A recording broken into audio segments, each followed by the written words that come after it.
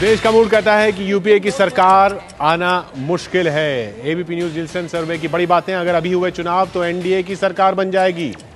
कल हुए चुनाव तो 39% की पसंद एनडीए। अगर अभी हुए चुनाव तो यूपीए को नुकसान है, भारी नुकसान है। पीएम के पद के लिए नरेंद्र मोदी देश की पहली पसंद नजर आ रहे हैं और अगर मोदी पीएम उम्मीदवार घोषित हुए बीजेपी की तरफ से तो बीजेपी को बड़ा फायदा होगा। हमारे साथ राशिद अल्वी साहब कांग्रेस नेता मौजूद हैं और हमारे साथ विजय गोयल मौजूद हैं बीजेपी से। हमारे साथ जयंत घोषाल साहब एबीपी स्टूडियोज कोलकाता से मौजूद हैं और रशीद किदवई साहब भी मौजूद हैं। जयंत घोषाल साहब का एक सवाल है राशिद अल्वी साहब के लिए। जी जयंत जी। हाँ, मेरा एक सवाल है अल्वी साहब के लिए।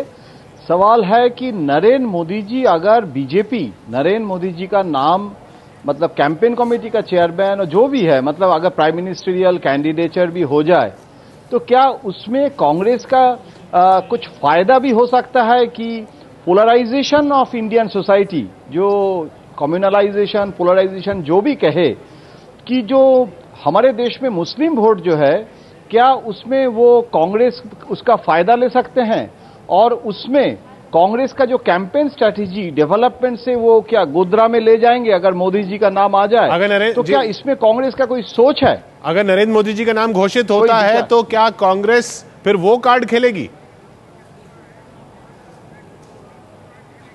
देखिए, कांग्रेस पार्टी का इतिहास 127 साल का इतिहास है। कांग्रेस पार्टी भारतीय जनता पार्टी नहीं है। कांग्रेस पार्टी हिंदू और मुसलमान की नजर से नहीं देखती है। कांग्रेस पार्टी देश को एक निगाह से देखती है। हिंदू मुसलमान को इकट्ठा रखना चाहती है। यह देश तभी मजबूत रहेगा। सत्ता बहुत छोटी चीज है, इख्तदार बहुत छोटी चीज है। भारतीय जनता पार्टी ये काम करती है कि कम्युनलिज्म फैलाकर, हिंदू मुसलमान के बीच में इख्तलाफ फैलाकर सत्ता हासिल कर ली जाए। सत्ता रहे या ना रहे, कांग्रेस पार्टी इस तरीके की राजनीति नहीं करती।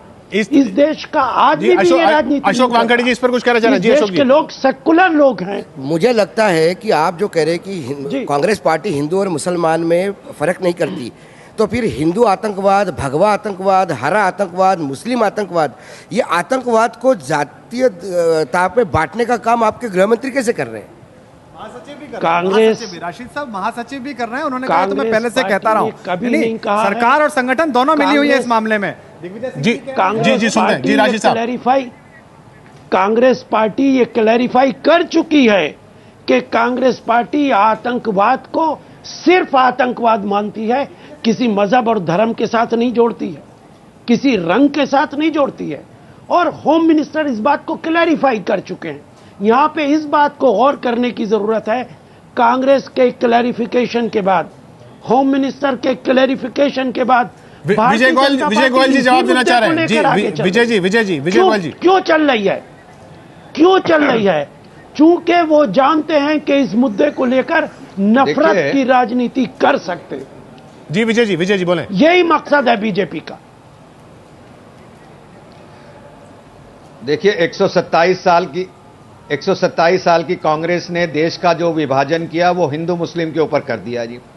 उसके बाद जो कांग्रेस के राजों के अंदर सबसे ज्यादा दंगे अगर हुए तो इनके राज के अंदर हुए, क्योंकि सबसे ज्यादा देश के अंदर इन्होंने राज किया था जी।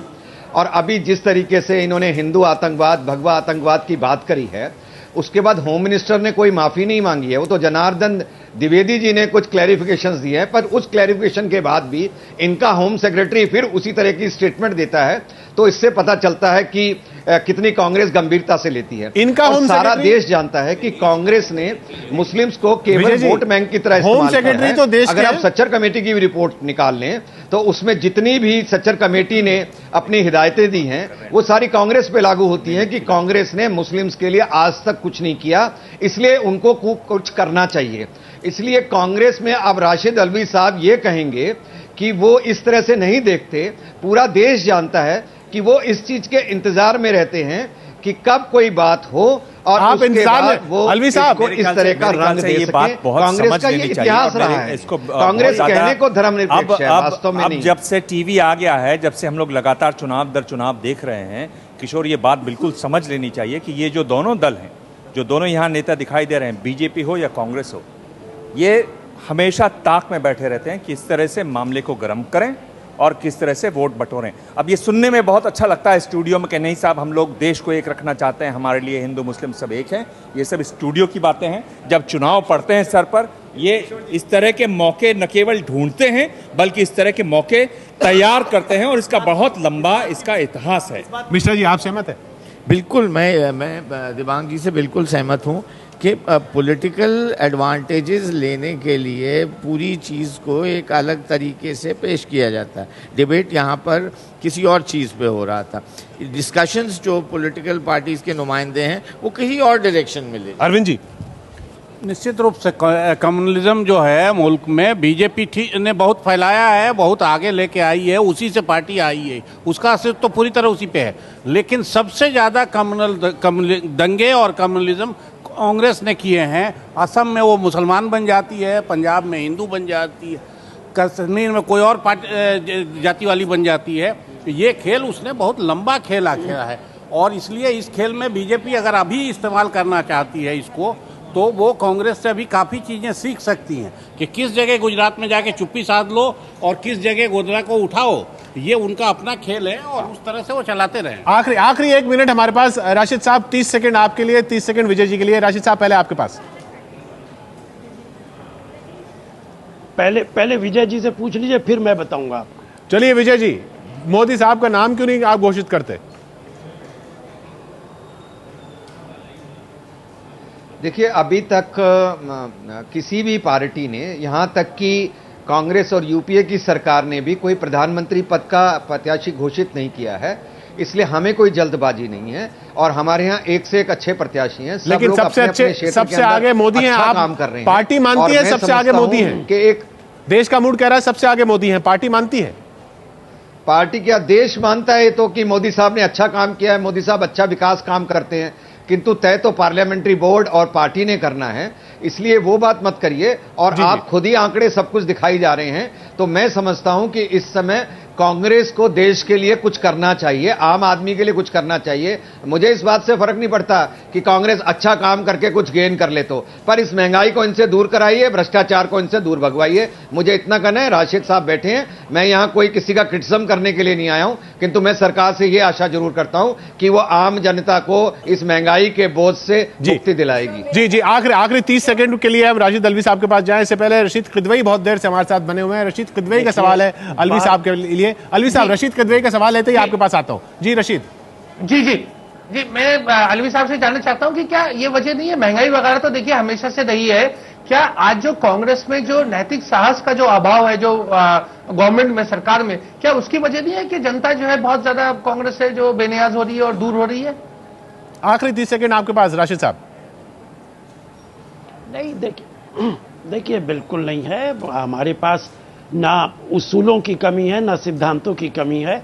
मैं विजय साहब के बाद इसलिए कहना चाहता था कि जो लगातार ये भ्रष्टाचार की बात भारतीय जनता पार्टी करती है, कर्नाटका के अंदर क्या हो रहा, सरकार तो आप ही की है। हिमाचल में आपकी सरकार थी, आप चले गए। बंगारू लक्ष्मण आपके अध्यक्ष थे।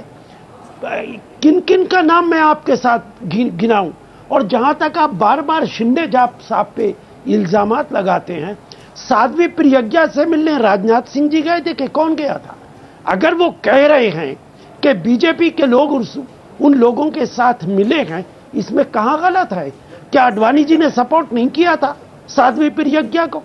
तो आज आप सड़क पे चलने वाले किसी आदमी से पूछिए, देश में सबसे ज्यादा कम्युनल पार्टी कौन सी है? हमारी बात छोड़ दीजिए, आपको सड़क पे चलने वाला आदमी राशिद साहब साफ हो गया कि आप कह रहे हैं कि आप और इस देश के लोग कम्युनल लोगों को पसंद बिंदु महंगाई से बढ़कर सांप्रदायिकता है आपकी नजर में। बहुत बहुत शुक्रिया हमारे साथ जुड़ने के लिए राशिद साहब।